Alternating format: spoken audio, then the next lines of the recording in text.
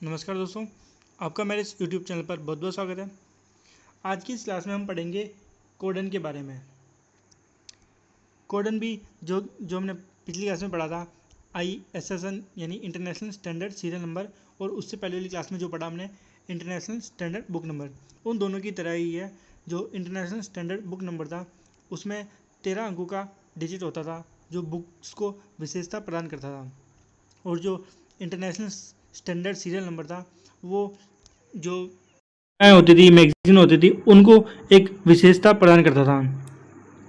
और जो कोडन है ये भी जो सीरियल्स हैं और जो नॉन सीरियल्स हैं इनको विशेषता प्रदान करता है, और ये 6 अंकों का डिजिट एक अल्फा न्यूमेरिक कोड है।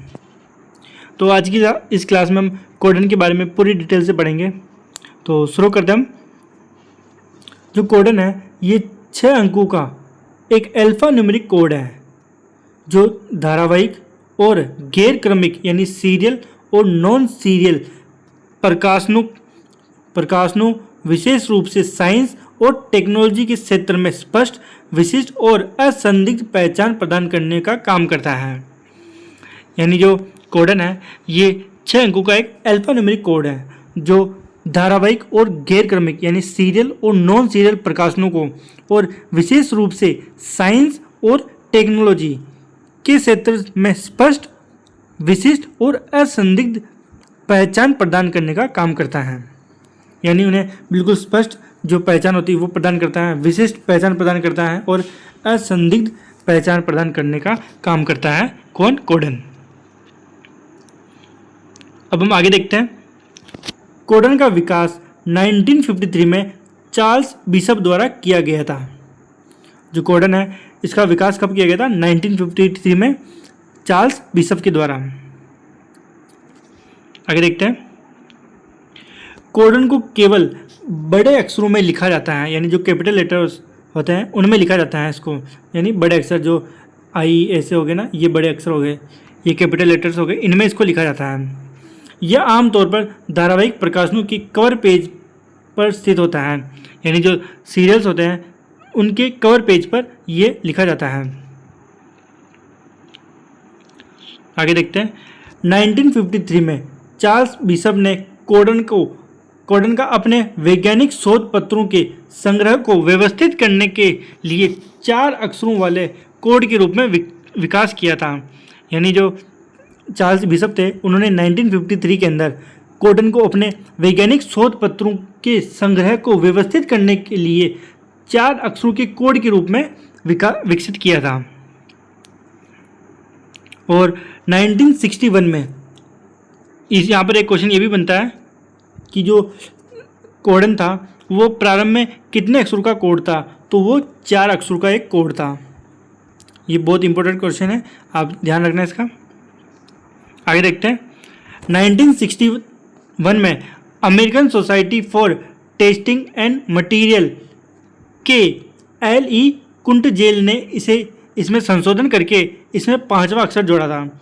यानी जो American society for testing and materials के LE कुंटजेल थे उन्होंने 1961 के अंदर इसके अंदर संशोधन किया और इसके अंदर 5वां अक्षर जोड़ा था। यानी इससे पहले 4 अक्षर थे 1953 के अंदर, फिर 1961 के अंदर LE कुंटजेल ने इसमें संशोधन किया और इसका जो 5वां अक्षर है, जो 5वां डिजिट है वो जोड़ा।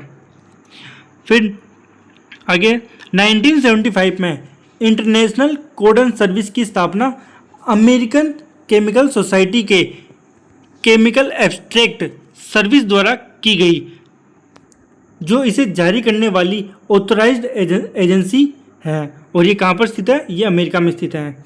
यानी 1975 के अंदर इंटरनेशनल कोडन सर्विस की स्थापना की गई थी, और इसकी स्थापना किसने की? अमेरिकन केमिकल सोसाइटी के केमिकल एब्स्ट्रैक्ट सर्विस द्वारा इसकी स्थापना की गई। और ये क्या करती है? ये कोडन को जारी करती है, और ये कहाँ पर स्थित है? अमेरिका के अंदर। आगे देखते हैं हम। अब हम आगे देखते हैं।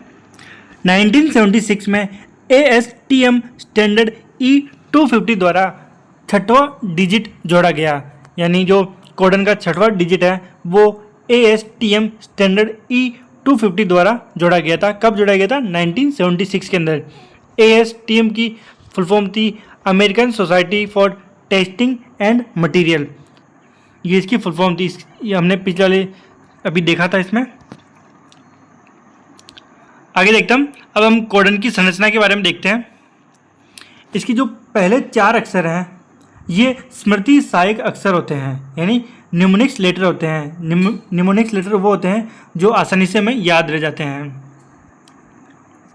और ये 4 बड़े अक्षर होते हैं जो पत्रिका के टाइटल के शुरुआती अक्षरों से लिए जाते हैं। यानी जो कोडन के स्टार्टिंग की जो 4 अक्षर हैं वो कैपिटल लेटर्स में लिखे जाते हैं।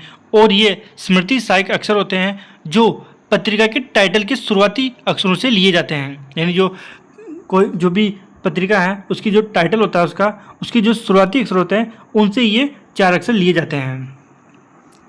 आगे देखते हैं। अब इसका जो कोडन का 5वां डिजिट है उसके बारे में देखते हैं। इसे ग्रिड कैरेक्टर भी कहते हैं। जो कोडन का 5वां डिजिट है इसे हम क्या कहते हैं? Grid character.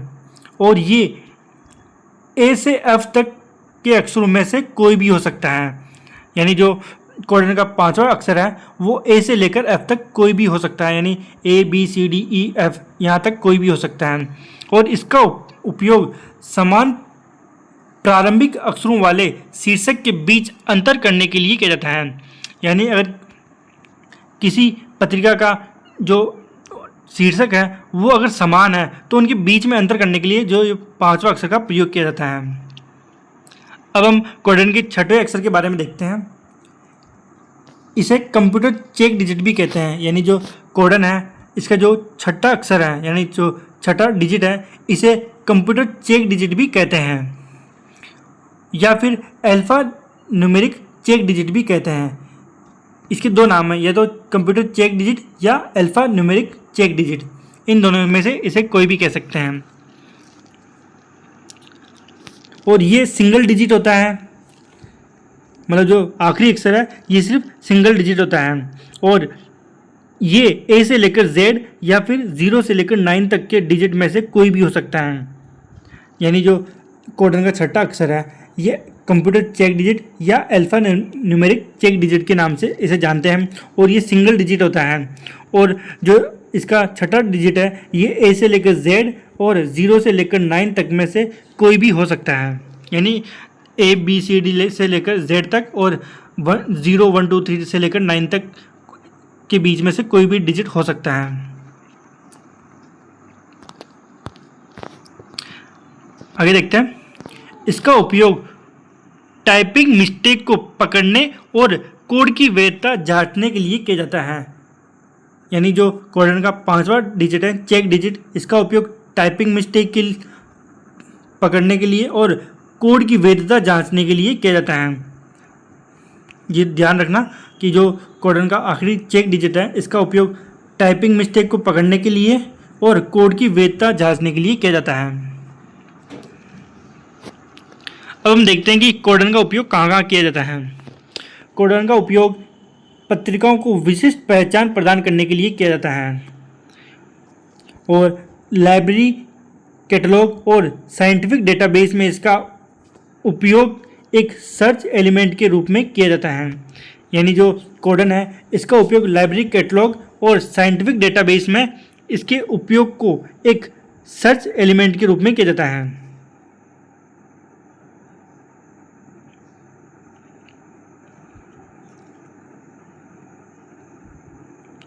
आगे देखते हैं। तकनीकी और केमिस्ट्री, यानी टेक्नोलॉजी और केमिस्ट्री से संबंधित शोध लेखों में पत्रिकाओं के संक्षिप्त उल्लेख के लिए कोडन का उपयोग किया जाता है। यानी जो कोडन है इसका उपयोग टेक्नोलॉजी, केमिस्ट्री से संबंधित शोध लेखों में पत्रिकाओं से संबंधित लेख के लिए इसका उपयोग किया जाता है। तो यहाँ तक हमने कोडन के बारे में पूरी डिटेल से पढ़ लिया है। अब इसका रिवाइज कर लेते हैं कि आज हमने क्या क्या पढ़ा।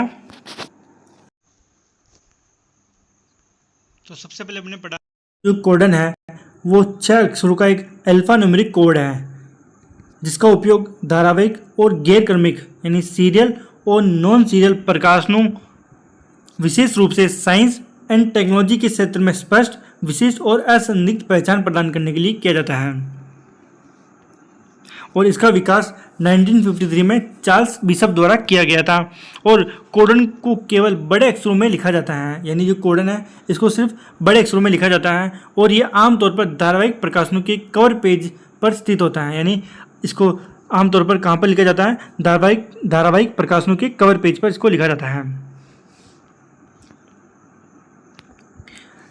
और ये 1953 में चार्ल्स बिशप ने कोडन को अपने वैज्ञानिक शोध पत्रों के संग्रह को व्यवस्थित करने के लिए 4 अक्षरों वाला कोड का विकास किया था। यानी जो 1953 था उसके अंदर चार्ल्स बिशप ने कोडन को 4 अक्षरों के कोड के रूप में विकसित किया था।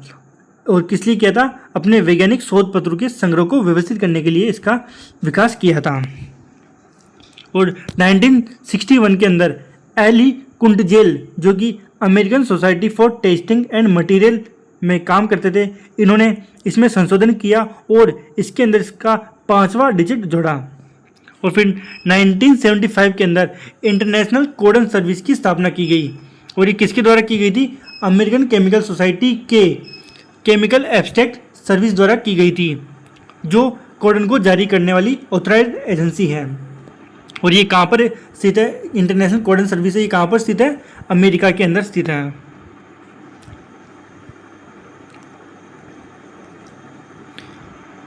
इसके बाद हमने देखा कि इसका जो 6वां डिजिट है ये 1976 के अंदर ASTM स्टैंडर्ड E250 द्वारा जोड़ा गया था।